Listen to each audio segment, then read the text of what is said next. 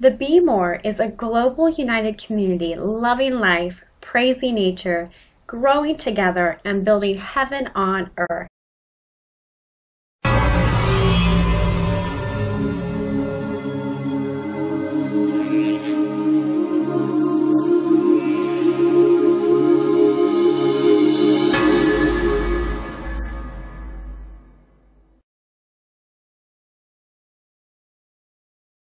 Precepts of the Prefect, the Vizier Ptah-Hotep, under the majesty of the Pharaoh of the South and North, Asa, living eternally forever. The Grand Master Vizier Ptah-Hotep says, O Netjer-Emun, my lord, the progress of age changes into weakness. Tiredness and decay falls upon man, and decline takes the place of youth. Constant suffering weighs upon him every day, sight fails, the ear becomes deaf, his strength dissolves without ceasing. The mouth is silent, speech fails him, the mind decays, remembering not the day before. The whole body suffers. That which is good becomes evil, taste completely disappears. Old age makes a man altogether miserable, the nose is stopped up, breathing no more from exhaustion. Standing or sitting there is a struggle. Who wants to listen to an old Grand Master? Who will cause me to have authority to speak, that I may declare to him the words of those who have heard the counsels of former days? And the counsels heard of the Netjers, who will give me authority to declare them? Cause that it be so, and that evil be removed from those that are enlightened. Send the double. The Pharaoh says, instruct us in the sayings of former days. Teach us your divine knowledge. Let your words uplift the children. Beginning of the divine knowledge, spoken by the noble Lord, the divine Father, beloved of Netjer-Emun, the son of the Pharaoh, the firstborn of his race, the Grand Master Vizier Ptah-Hotep, so as to instruct the ignorant in the knowledge of the arguments and debate. It is beneficial for him who hears them, it is a loss to him who shall transgress them. He says to his son, do not be arrogant because of your knowledge, listen to the ignorant the same as you listen to the highly educated, because anyone can witness and learn knowledge, no one knows everything and no craftsman has reached the limits of excellence. The perfect word is as rare as an emerald, yet it may be found among the most humble Netjer servants. If a person is being argumentative, and if he is superior to you in ability, lower your hands, look down to the ground, do not get into a fight with him. As he will not let you destroy his words, it is utterly wrong to interrupt him, that proclaims that you are incapable of keeping yourself calm when you are contradicted. Do not stir. You have the advantage over him if you keep silence when he is uttering evil words. The better of the two is he who is impassive, says the bystanders, and you are right in the opinion of the great. If a person is being argumentative, do not despise him because you are not of the same opinion. Be not angry against him when he is wrong, away with such a thing. He fights against himself. Require him not further to flatter your feelings. Do not amuse yourself with the spectacle which you have before you, it is wrong, it is mean, it is the part of a despicable person. As soon as you let yourself be moved by your feelings, combat this desire as a thing that is reproved by the great. If you are a community leader, to decide on the conduct of a great number of men, seek the most perfect manner of doing so that your own conduct may be without reproach. Justice is great, invariable, and assured, it has not been disturbed since the age of Netjer-Asar. To throw obstacles in the way of the laws is to open the way before violence. Shall that which is below gain the upper hand, if the unjust does not attain to the place of justice? Even he who says, I take for myself, of my own free will, but says not, I take by virtue of my authority. The limitations of justice are invariable, such is the instruction which every man receives from his father. Do not intimidate, frighten, manipulate and exploit men, else Netjer-Emun will fight against you in the same manner. If anyone asserts that he lives by such means, Netjer-Emun will take away the breath from his mouth. If anyone asserts that he enriches himself by doing others wrong, Netjer-Emun says, I may take those riches to myself. If anyone asserts that he beats others, Netjer-Emun will end by reducing him to impotence. Let no one inspire men with fear or terror, this is the will of Netjer-Emun. Let one provide sustenance for them in the lap of peace, peacefully offer service, food and support to others, and then they will be happy to help you and they will freely and gladly give. If a great man invites you to eat at his Netjer temple and he is a greater man than yourself, humbly take that which he gives you, look down to the ground. Be thankful for that which is placed before you, but don't point at it, don't keep talking about it frequently, he is a blameworthy person who departs from this mot. Speak not to the great man more than he requires, for one knows not what may be displeasing to him. Speak when he invites you and your worth will be pleasing. As for the great man who has plenty of means of existence, his conduct is as he himself wishes. He does that which pleases him. If he desires to repose, he realizes his intention. The great man stretching forth his hand does that to which other men do not attain. But as the means of existence are under the will of Netjer-Emun, one cannot rebel against it. If you are one of those who bring the messages of one great man to another, conform yourself exactly to that wherewith he has charged you, perform for him a commission as he has enjoined you. Beware of altering in speaking the offensive words which one great person addresses to another, he who perverts the trustfulness of his way, in order to repeat only what produces pleasure in the words of every man, great or small, is a detestable person. If you are a farmer, gather the crops in the field which the great Netjars have given you. Do not boast in the temple of the Netjar. It is better to make oneself respected by one's deeds. As for him who, master of his own way of acting evil, being all-powerful, seizes the goods of others like a crocodile in the midst even of watchment, his children are an object of malediction, of scorn, and of hatred on account of it, while his father is grievously distressed, and his mother shame. But a man becomes great when he is chief of a tribe which has confidence in following him. If you humble yourself in obeying Netjars, your conduct is entirely good before Netjar Amun. Knowing who you ought to obey and who you ought to command, do not lift up your heart against him. As you know that in him is authority, be respectful toward him as belonging to him. Wealth comes only at Netjar Amun's own goodwill, and only is the law. As for him who, Netjar Ptah, who has created his superiority, turns himself from him and he is overthrown. Be active during the time of your existence, do no more than is commanded. Do not spoil the time of your activity, he is a blameworthy person who makes a bad use of his moments. Do not lose the daily opportunity to serve the Netjars and build the Netjar temples. Activity produces prosperity, and prosperity do not endure when it slackens.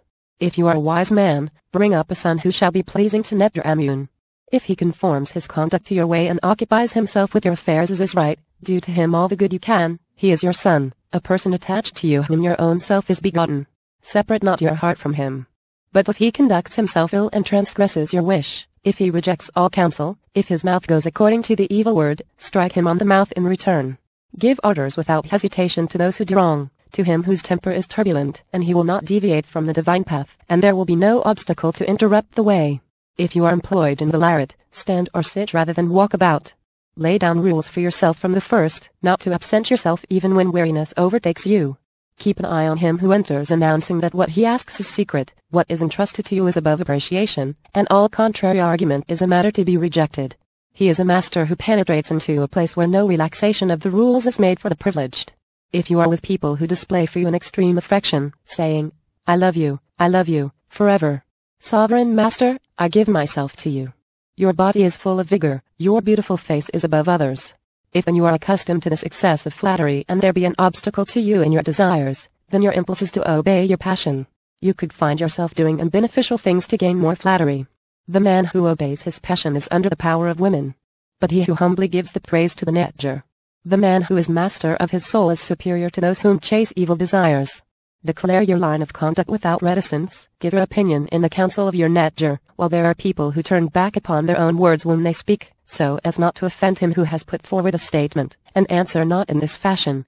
He is the great man who will recognize the error of another, and when he shall raise his voice to oppose the other about it he will keep silence after what I have said. If you are a leader, setting forward your plans according to that which you decide, perform perfect actions which posterity may remember, without letting the words prevail with you which multiply flattery, which excite pride and produce vanity. If you are a leader of peace, listen to the discourse of the petitioner. Be not abrupt with him, that would trouble him. Say not to him, you have already recounted this. Indulgence will encourage him to accomplish the object of his coming. As for being abrupt with the complainant because he described what passed when the injury was done, instead of complaining of the injury itself, let it not be. The way to obtain a clear explanation is to listen with kindness. If you desire to excite respect within the temple you enter, for example the temple of Netjar Amun, temple of Netjar Shu, or temple of Netjar Oset, in short everywhere where you enter, keep yourself from making advances to a woman, for there is nothing good in so doing. There is no prudence in taking part in it, and thousands of men destroy themselves in order to enjoy a moment, brief as a dream, while they gain death, so as to know it. It is a villainous intention, that of a man who thus excites himself. If he goes on to carry it out, his mind abandons him. For as for him who is without repugnance for such an act, there is no good sense at all in him. If you desire that your conduct should be good and preserved from all evil, keep yourself from every attack of bad humor. It is a fatal malady which leads to discord, and there is no longer any existence for him who gives way to it. For it introduces discord between fathers and mothers, as well as between brothers and sisters. It causes the wife and the husband to hate each other. It contains all kinds of wickedness. It embodies all kinds of wrong. When a man has established his just equilibrium and walks in this path, there where he makes his dwelling, there is no room for bad humor. Be not of unirritable temper as regards that which happens at your side, grumble not over your own affairs.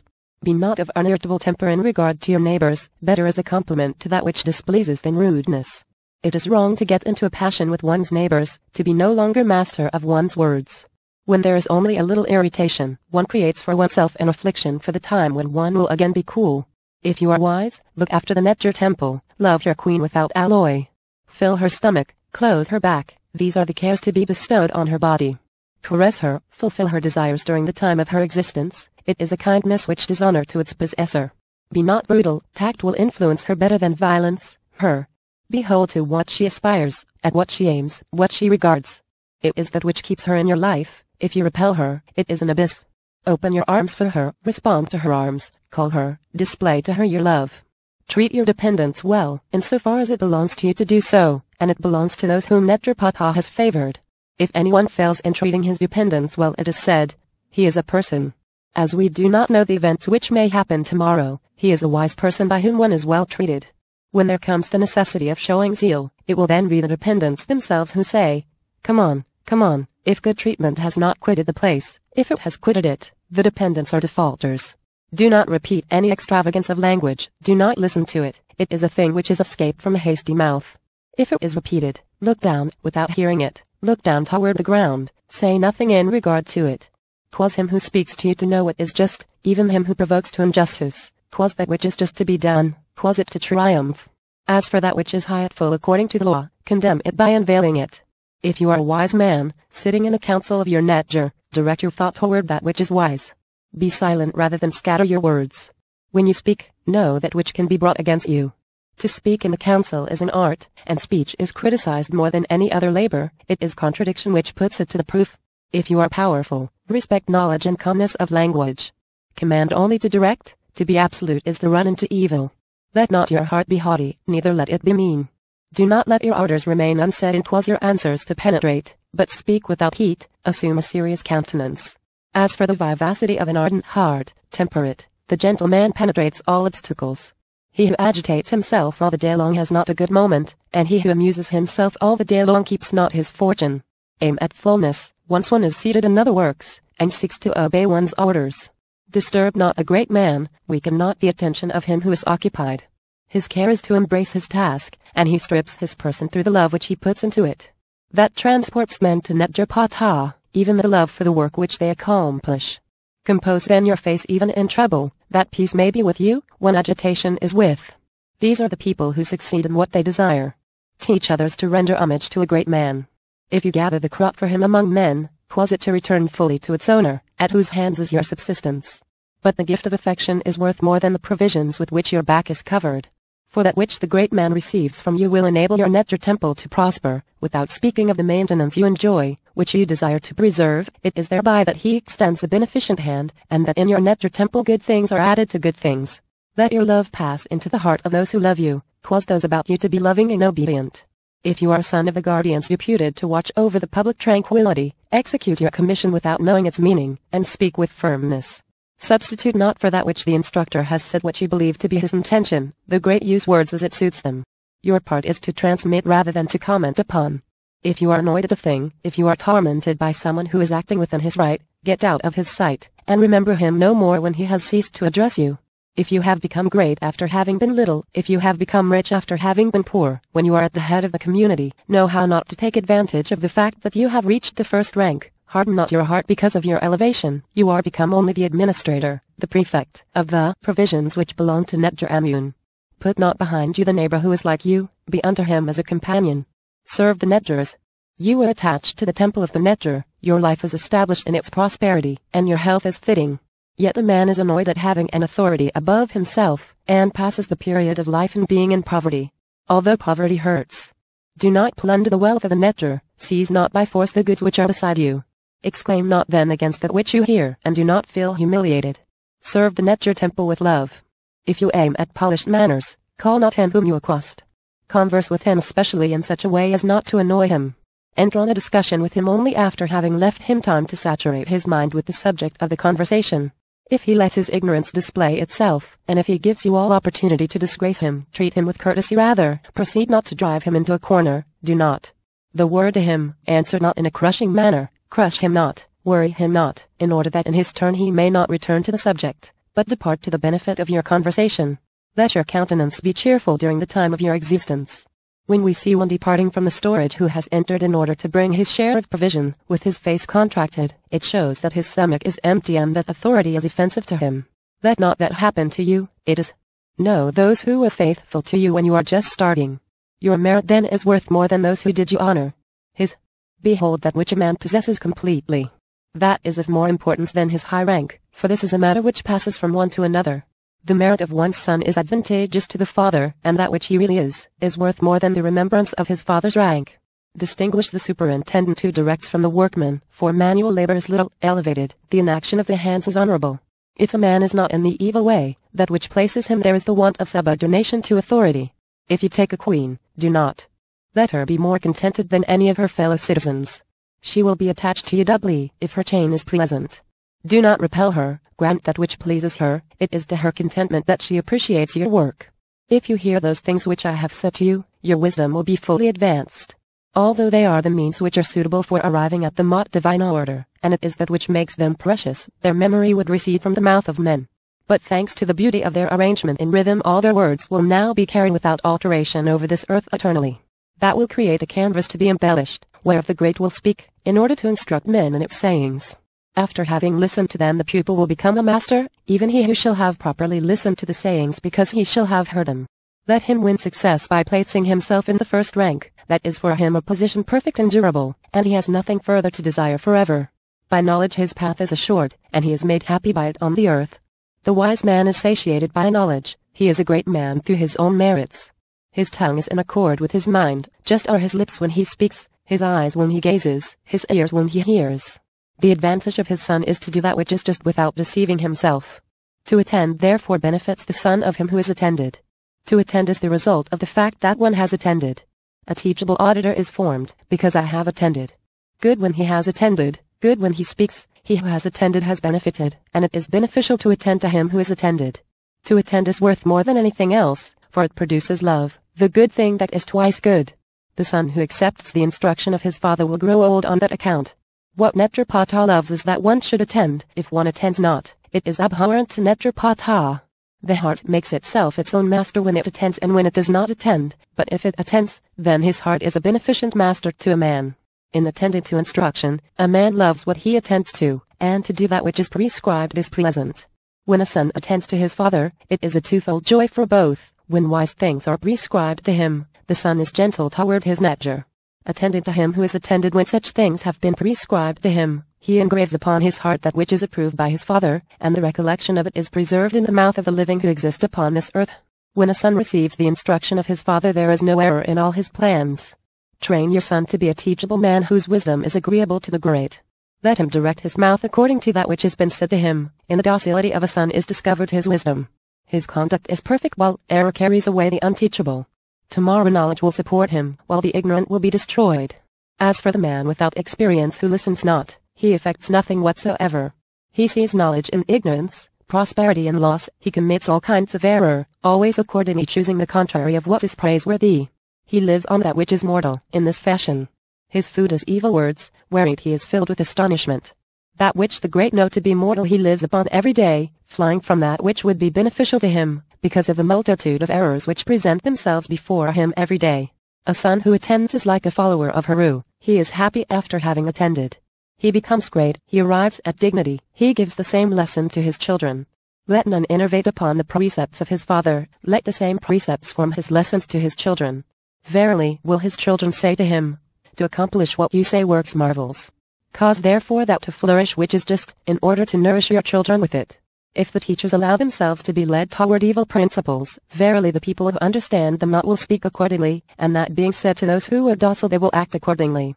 Then all the world considers them as masters and they inspire confidence in the public, but their glory endures not so long as would please them.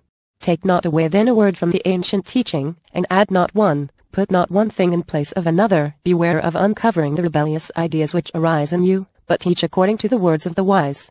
Attend if you wish to dwell in the mouth of those who shall attend to your words, when you have entered upon the office of master, that your words may be upon our lips, and that there may be a chair from which to deliver your arguments. Let your thoughts be abundant, but let your mouth be under restraint, and you shall grow with the great. Put yourself in unison with the ways of your Netger, 'twas him to say, He is my son, so that those who shall hear it shall say, Praise be to her who has borne him to him. Apply yourself while you speak only of perfect things, and let the great who shall hear you say, Twice good is that which issues from his mouth. Do that which your Netger bids you. Twice good is the precept of his father, from whom he has issued, from his flesh. What he tells us, let it be fixed in our heart, to satisfy him greatly let us do for him more than he has prescribed. Verily a good son is one of the gifts of Netger Emun, a son who does even better than he has been told to do. For his Netger he does what is satisfactory, putting himself with all his heart on the part of right.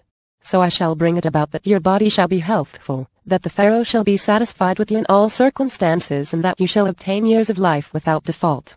It has caused me on earth to obtain 110 years of life, along with the gift of the favor of the Pharaoh among the first of those whom their works have ennobled, satisfying the Pharaoh in a place of dignity. It is finished, from its beginning to its end, according to that which is found in writing.